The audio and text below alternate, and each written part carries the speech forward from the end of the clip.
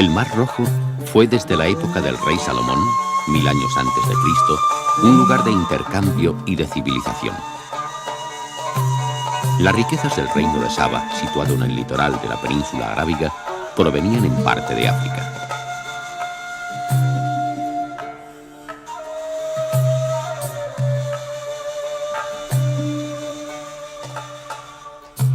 Así pues, los reinos preislámicos del Yemen y de Hadramut se hallaban en estrecha relación con la costa oriental africana desde el primer milenio antes de nuestra era.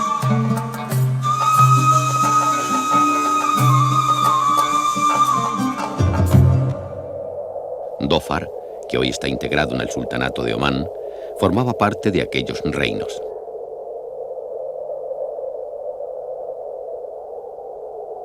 Esta región, bendecida por el único monzón de Arabia, el Karef, está formada orográficamente por una llanura costera, un sistema montañoso calizo que corre paralelo a la costa hasta alcanzar Hadramut, en Yemen del Sur, y después del mismo el desierto, la tierra de los beduinos.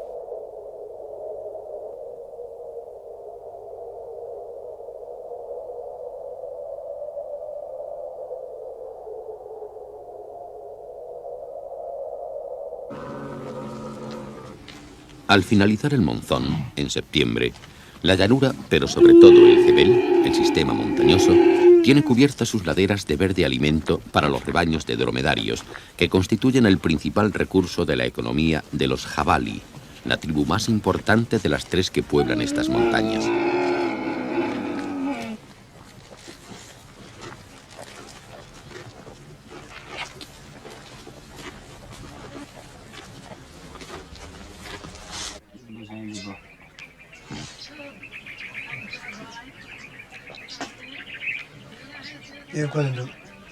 Estas gentes viven aquí hace más de 1000 años.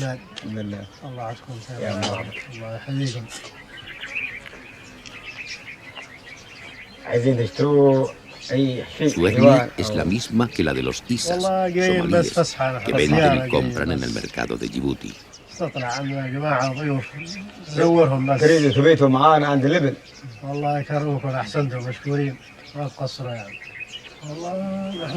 Este mismo origen y su situación a un lado y otro del Mar Rojo nos recuerda la interrelación que han tenido estas tierras y sus habitantes desde tiempos inmemoriales.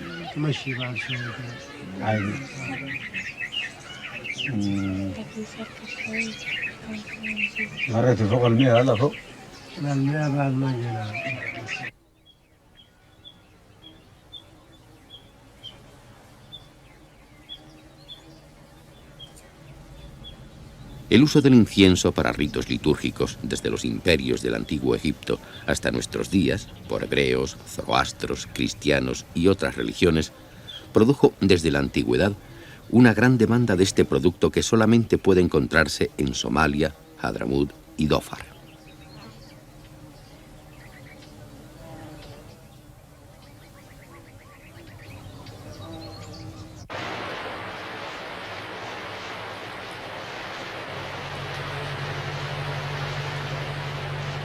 En esta última región, en una inscripción encontrada en las ruinas de Khor Rouri, se señala que en el siglo I después de Cristo, el rey Jalad Jalud I de Hadramut ocupó Dhofar y fundó el puerto de Sumurán, asegurándose así el monopolio del incienso árabe.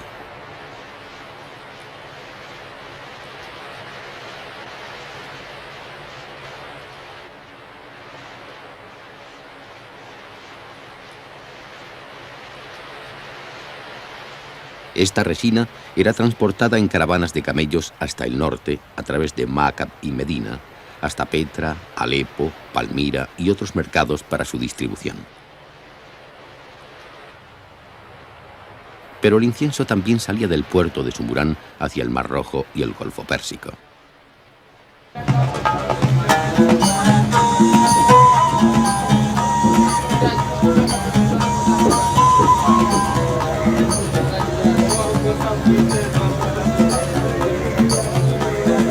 La navegación era un hecho antiguo para los pobladores de la costa índica de la península arábiga y con ello su presencia en la orilla oriental de África, en la cual comerciaban sin llegar a penetrar en el interior.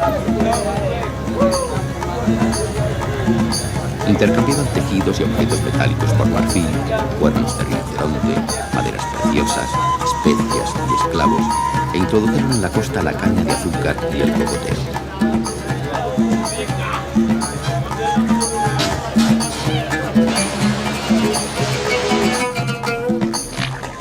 Pero los árabes no estaban solos en el Índico. La costa oriental de África no era desconocida para los navegantes alejandrinos. Una guía de navegantes y mercaderes que data del siglo I después de Cristo, llamada Periplo del mar Eritreo, la describe hasta cerca de Zanzíbar.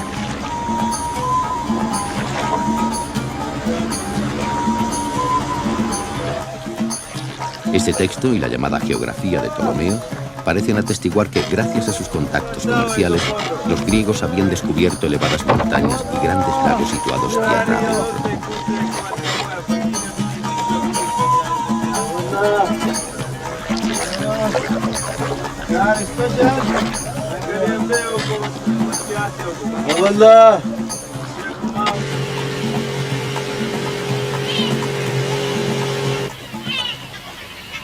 Desde el principio los omaníes fueron marineros. Sus asentamientos pesqueros datan del cuarto milenio antes de nuestra era.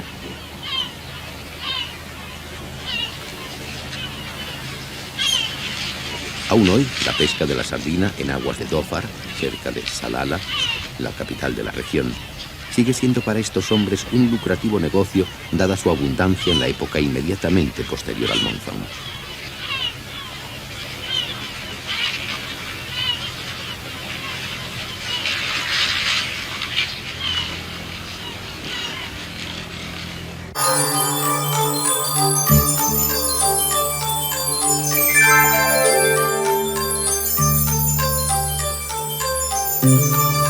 No se sabe cuándo los marineros omaníes descubrieron el secreto del monzón, que empujaba sus barcos hacia la India y África Oriental en invierno y los devolvía a Omán con el monzón del suroeste del verano.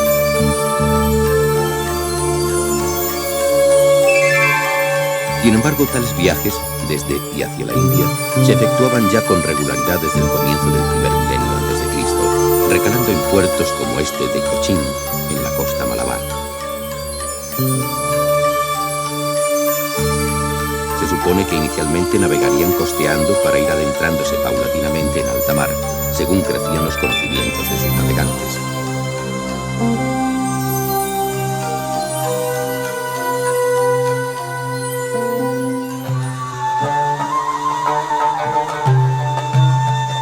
Los omaníes también comerciaban con las costas africanas hasta Zanzíbar. Desde el siglo VII hasta el XII, estas aguas africanas fueron testigo de un constante desarrollo de sus ciudades.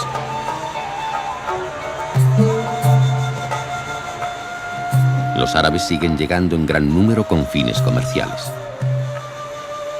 Los afincados en Mogadiscio descienden por la costa hasta Sofala para exportar los esclavos y el oro extraído en las regiones del Zambezi y del Limpopo.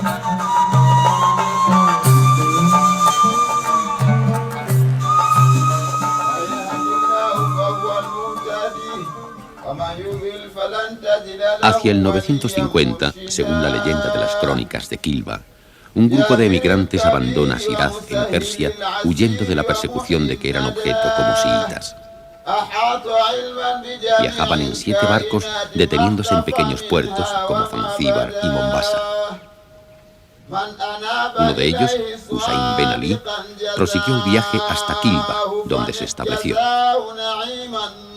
Se afincó luego en una pequeña isla vecina de Kilba Kisibani, que iba a conocer siglos más tarde una sorprendente prosperidad.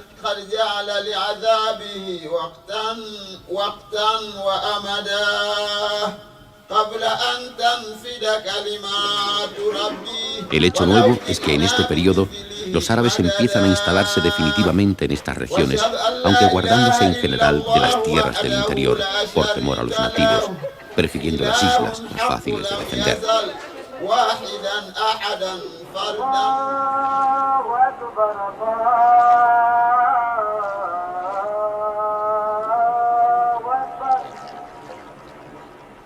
A mediados del siglo X, un viajero, el Masudi, nacido en Bagdad, navega con mercaderes árabes de Omán y Shiraz a lo largo de la costa hasta llegar al país de Zeng, nombre que viene a significar país de los negros.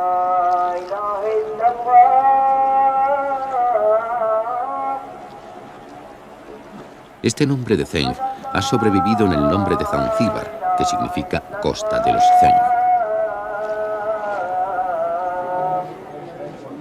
¿Quiénes eran estos negros? ¿Caucásicos venidos del norte o del oeste? ¿Bantúes que tras atravesar la selva habían llegado de un foco de dispersión no identificado? Sin duda, unos y otros mezclados por el azar de las corrientes migratorias y mezclados también con las poblaciones originarias del Paleolítico.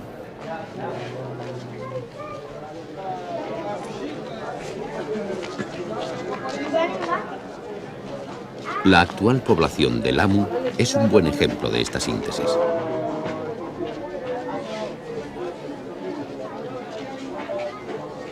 El caso es que aquellas poblaciones no solo conocían ya la metalurgia del hierro, sino que la dominaban hasta tal punto que los árabes les compraban lo que manufacturaban para revenderlo posteriormente en la India.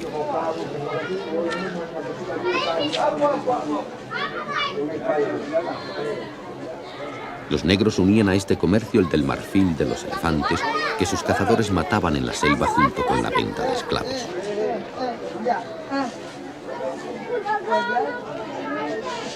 Los mercaderes árabes ya no se contentan con comprar y vender. Fundan factorías comerciales y se quedan a vivir casándose con las mujeres del país.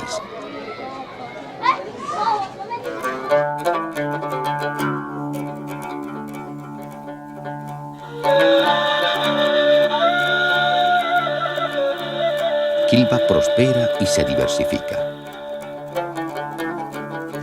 Numerosos establecimientos proliferan a lo largo de la costa. En el siglo XII, los Sirazi controlan el comercio del litoral.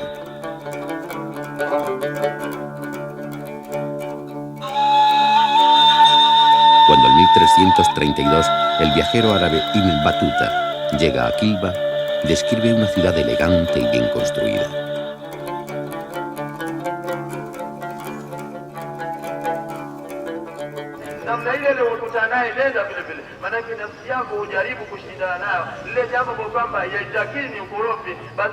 En la costa del Zeng se produce una confluencia cultural y racial con aportes blancos y asiáticos sobre la base negra bantú.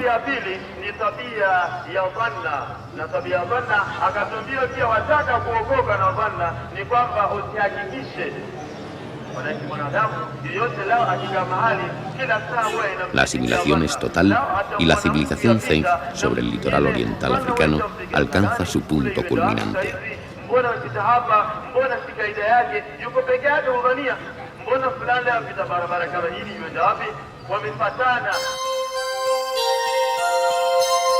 En su expansión hacia Oriente, después del Tratado de Tordesillas, los portugueses no intentan conquistar los territorios. Solamente desean bases para asegurar su red comercial, escalas en la ruta de las Indias y centros comerciales donde los indígenas llevan algunas mercancías locales, sin duda de valor, pero en cantidades demasiado pequeñas para remunerar la aventura, comparadas con lo que esperan encontrar en las Indias orientales y occidentales.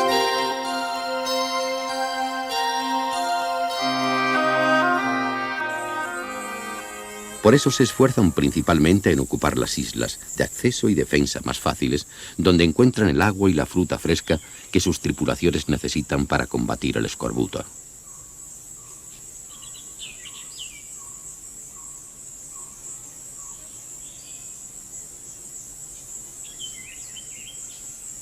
Sus contactos con las poblaciones locales varían según las circunstancias, siendo a menudo violentos.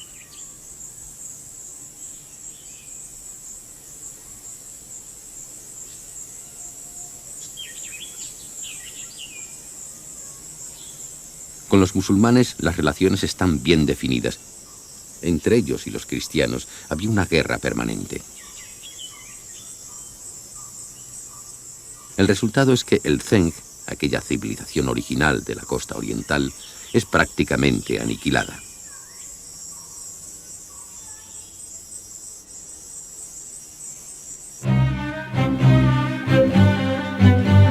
Vasco de Gama, después de bordear el Cabo de Buena Esperanza en 1498, contrata en Malindi a un navegante omaní, Ahmad bin Majid, autor de un tratado de navegación, con quien llegará a Calcuta en el mismo año.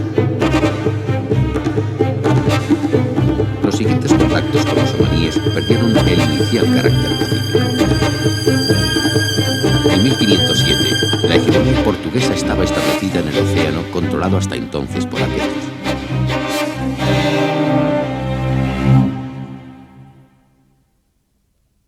Sin embargo, los portugueses no estaban capacitados para mantenerse a lo largo de toda la costa del Índico, ya que su escaso número les impedía controlar sus zonas de influencia.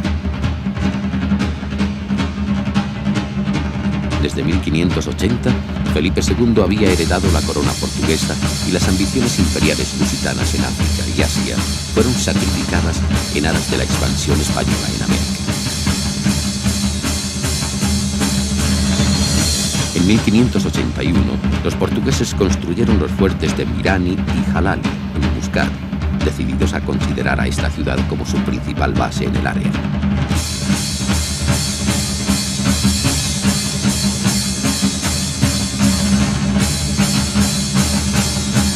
Pero su suerte estaba echada. En 1650, el sultán de Omán, Ibn Said, toma Muscat y expulsa a los portugueses del país.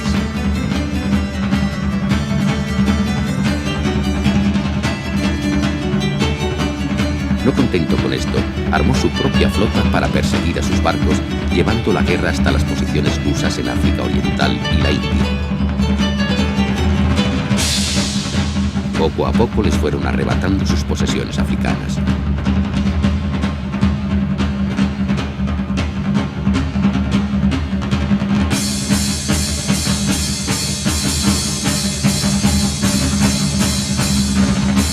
Port Jesús, en Mombasa, cae tras un asedio de 33 meses en el que murieron 1000 portugueses.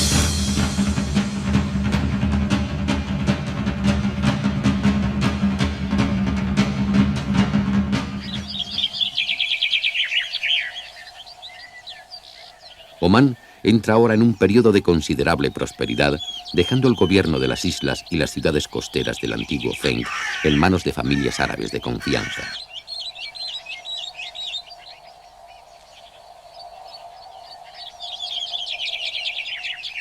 Su posición en el Índico se fortaleció pese a las continuas querellas internas que dividían a las tribus omaníes, hecho este tan tradicional en la historia de este país como los muros de adobe de la vieja ciudad de Balja.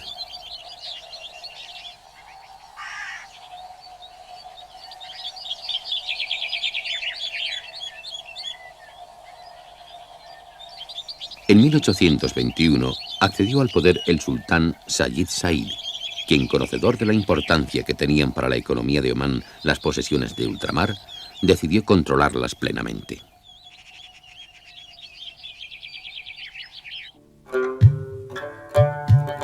Ahora no tenían que luchar contra los portugueses, sino contra las poderosas familias locales que no estaban dispuestas a dejarse arrebatar el poder, que con el paso del tiempo creían suyo.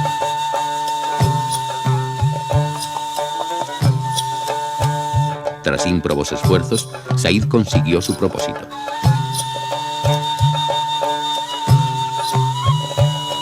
Durante el tiempo que duró la reconquista, pudo estimar el valor de las posibilidades económicas de sus dominios africanos, consecuencia de lo cual cambió la aridez de Omán por el perfumado lujo de Zanzíbar.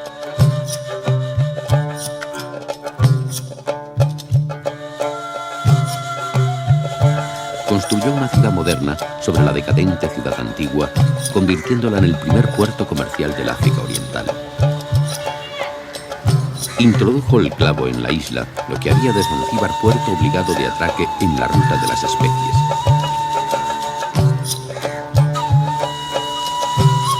Finalmente trasladó su sultanato a Zanzíbar en 1840. Durante su reinado, los omaníes se extendieron por la costa africana entre Cabo Delgado y Lamu, abriendo una nueva era para la región que volvía a manos árabes en un momento en que los europeos habían abandonado esta zona para volcarse sobre Extremo Oriente.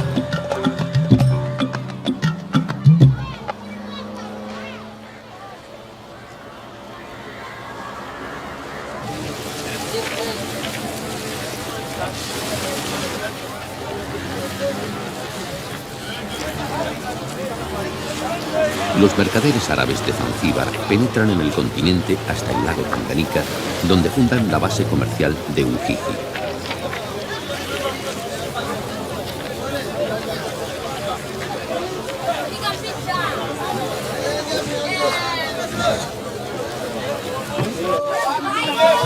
Establecen acuerdos e intercambios con las poblaciones de la región, los yaos, del sur de Tanganica, y los príncipes de Buganda, que les traen el marfil y los esclavos capturados en toda la comarca.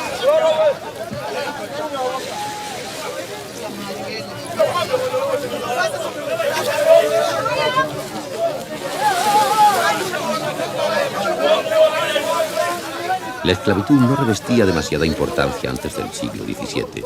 Es cierto que los Makonde y otros pueblos, cuando se producían grandes carestías, llegaban a la costa para venderse a sí mismos.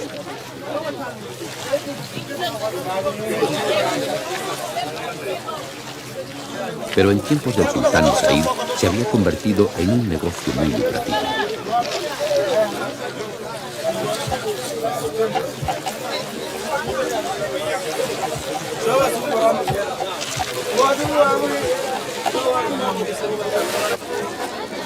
En 1811 el Parlamento británico abolió la esclavitud en sus colonias. Allí donde su presencia era dominante, y en el Océano Índico lo era, Inglaterra presionó para que terminase el tráfico de esclavos.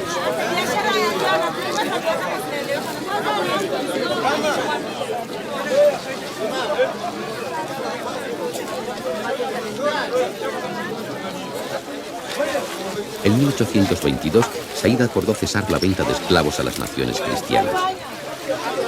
En 1845 firmó un acuerdo prohibiendo la exportación de esclavos desde sus dominios en África y la importación de esclavos de sus territorios en Asia.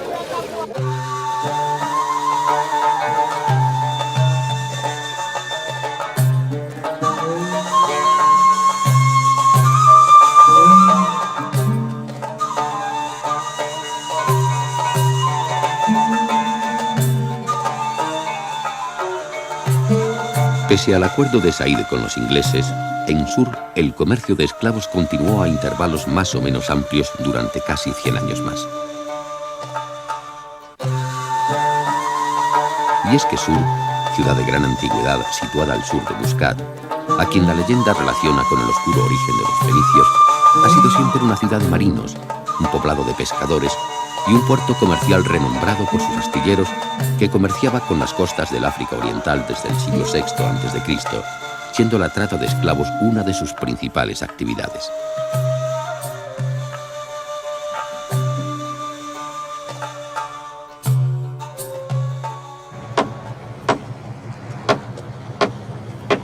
Otra antigua e importante actividad fue la construcción de barcos y aún lo sigue siendo. Sus astilleros están en Aiga, frente a la luminosa ciudad, junto al azul de sus aguas.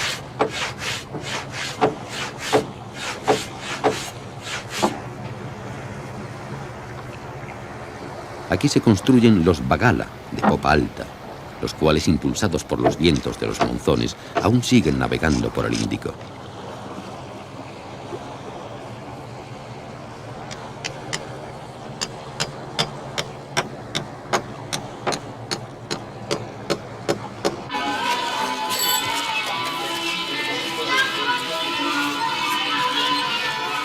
Zanzíbar se independizó de Omán a la muerte de Said. La separación de los dos territorios tendría serias consecuencias para el sultanato de Omán, iniciándose un declive del cual solo saldría en pleno siglo XX gracias al petróleo. La formación de los estados nacionales de Kenia y Tanganica, la revolución de Zanzíbar y su posterior unificación con esta para formar la actual Tanzania, transformaron un mundo que aún permanece.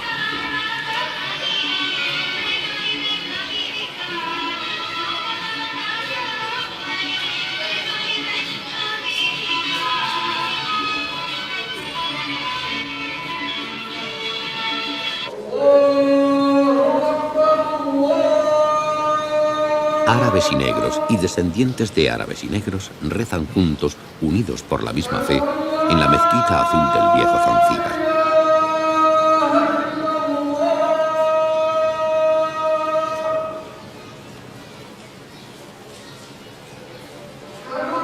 Desaparecidas las estructuras del pasado, aún persisten las consecuencias de la presencia árabe en esta parte del Índico.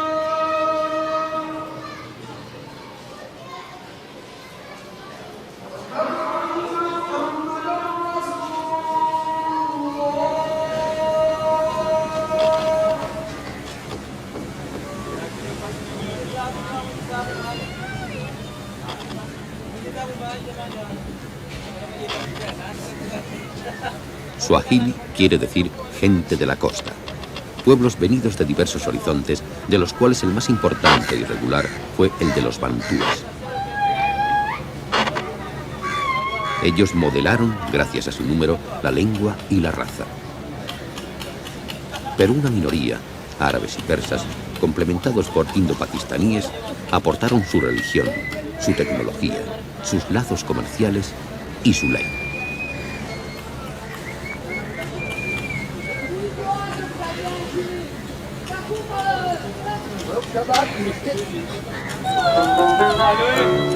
Hoy en día, los swahili, aunque de nacionalidad keniata, tanzana o mozambiqueña, están unidos por lazos que van más allá de la política de sus respectivos países.